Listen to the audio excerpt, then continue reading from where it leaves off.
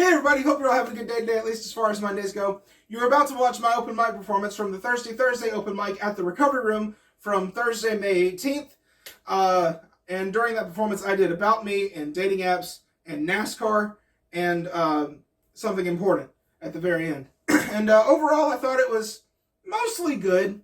There are some moments where I get kind of distracted by the audience and I have to stop and figure out where I am and try to keep going. And I thought I did that well as far as just the fact that it happened in the first place. Also, dating apps is incomplete. It's there's one joke that I miss the full ending of the joke in the middle of it, and the very ending of dating apps, it's gone. The last section is not there because I forgot it. I realized it later. But I think I played it off well. I think it all mostly went good. The audience, they were in and out, you know. There were some that were paying attention to the whole thing. The ones that were seemed to be enjoying it throughout the entire thing. So yeah, I thought it was mostly good, but it doesn't matter what I think. It matters what you think. Tell me what you think down in the comment section below. And be sure to hit the like button, subscribe if you haven't. And also, as usual, there are no added laugh tracks. If it was not heard in the room, you will not hear it in this video. The only thing I'm going to do is run it through a filter in GarageBand to make sure it's nice and clear and easy to hear. And yeah, I believe that is all I have for you. So enjoy the show! Right, next we got my man Bryce Moore coming up. Y'all give it up for BAM! Good evening! Oh my God, it's so loud. How you doing? Feeling good?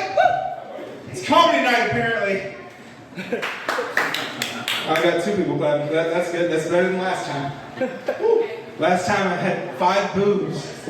Said it's comedy night. I was like, I'm sorry. Oh man, I'll tell you a little bit about myself.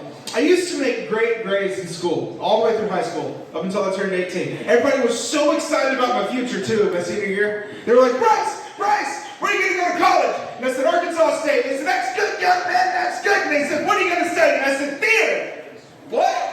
I said, yeah, I'm going to be an actor and a comedian. They went, oh no, he's going to have a job with his name on his shirt. And now I'm a janitor. Don't clap for that. Don't cheer for it either. Why? Make it to where I can go study. Make it clean so you can study? Is that what you said? Man. But see, I'm a janitor on a college campus. So whenever people ask, whenever people say, what do you do, Bryce? I say, I work in higher education. Seems to hold them over for a minute or two. I get in trouble though sometimes. I'll be off by myself at my job, thinking I'm alone, nobody's watching. And so I'll start thinking through material for an open mic or a show or whatever, and I'll get into it. That's the problem. I get super into it. I mean, I've got my head going, I've got my arms gesturing. The imaginary audience is eating it up. They are loving every second of it. Hello! Okay. Hello! Woo! Thanks, man. I appreciate it. He cheers and leaves. Drops off guitar, goes woo, and leaves. Metal. That's the kind of life I want to live, man. First, I got to be able to have enough money to buy a guitar. Anyway, what was I saying? You get into it. Yes, thank you. I get into pretending I'm doing stand-up. And then I look up and there's somebody standing there that's been watching me the entire time. So I turn around right and I'm like, seems this conversation is no longer in private, perhaps we should reconvene at a later date. They never walk away right then. So I turn to my left and I'm like, yes, you're correct, we shall speak another time. And then I look right now and I'm like, hi, how are you? Lovely day we're having, isn't it? And you know, y'all, HR is actually really friendly once you get to know them as well as I have. Yeah. Just to keep the theme going, where's my single people? Single people? 2? Y'all on dating apps? I know you are. You're on dating apps? You're not on dating apps? What does this mean? You get off, then you get more to get off. You know what? I've been there. Actually, I have Hinge now, and Hinge advertises itself as the dating app designed to be deleted. And that's true, because I've deleted it like 5 times over the last week. I hate that app. But no, the thing to remember if you're on dating apps, you're not desperate until you're on 3 or more. And I'm on 3 of them too. That's how I know. No, I hate it. The first time I got on Tinder, it was like the first day. I got a match, first day. I couldn't believe it. So I messaged her, I was like, hey, what's up? Or something to start the conversation. And then she responded, she said, who's your favorite comedian? I said, oh, well, Foxworthy is number 1. You know, I grew up on blue-collar comedy. I said, but I picked up a wide range of comedians that I watched and listened to over the years. I said, what about you? I don't know how this story ends either. She never responded. That was back in January, so I think I have an answer. Not Pam. It's not Pam. You got another match. Did it just get darker in here? Okay. I'm cool with it. Anyway, I got another match like a month later, and she messaged first. I couldn't believe it. That never happens. They never message first. Half the accounts on there say, I don't message first. She messaged first. She said, tell me a joke right now. I didn't remember swiping on her, but I suddenly like her a lot less. So I texted her a joke, and she never responded. Got nothing out of that one. I walked my audience over text. That's the worst I've ever done doing comedy.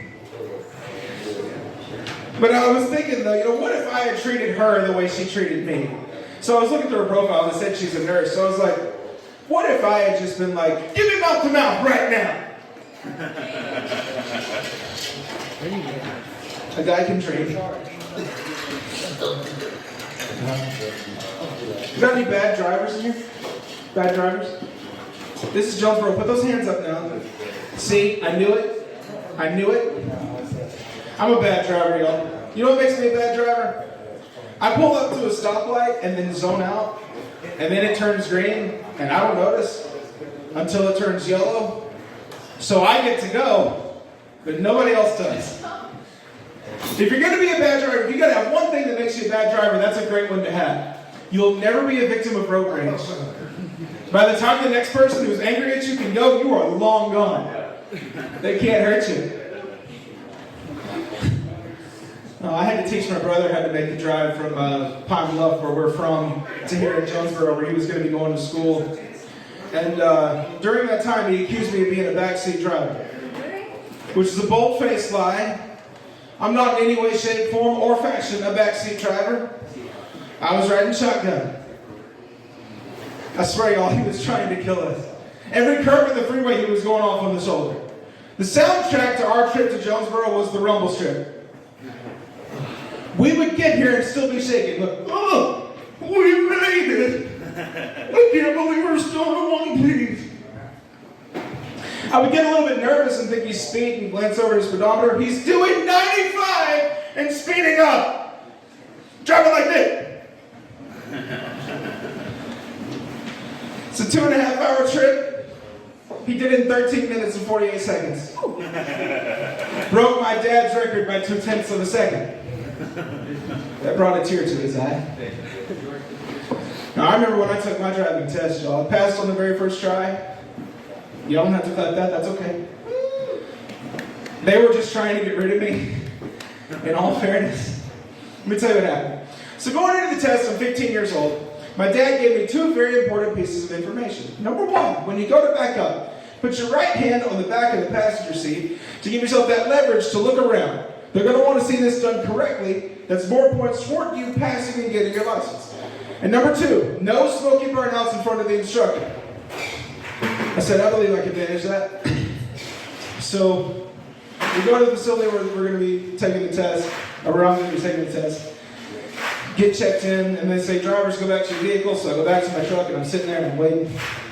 And eventually the instructor comes out, and she signals at me to start my truck. So I did, I started, and she got behind me, and she goes like this. This means back up, right? I'm thinking, cool. She's going to direct me out of the parking lot. It's that part of the driving test where they check to see if you can follow basic traffic instruction. Right? So, I step on the brake, put my truck in reverse, put my right hand on the back of the headrest of the passenger seat to look around just like my dad showed me, and I let off the brake. Well, now she's standing back there holding on to my tailgate going, stop, stop, stop! What? She did the same thing again to it.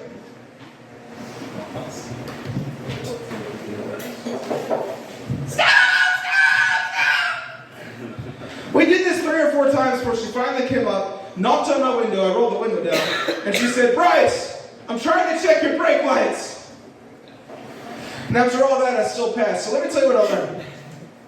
You are a lot more likely to pass your driving test if you just threaten to run over the instructor. 100% effective. Oh, man. I live alone, y'all.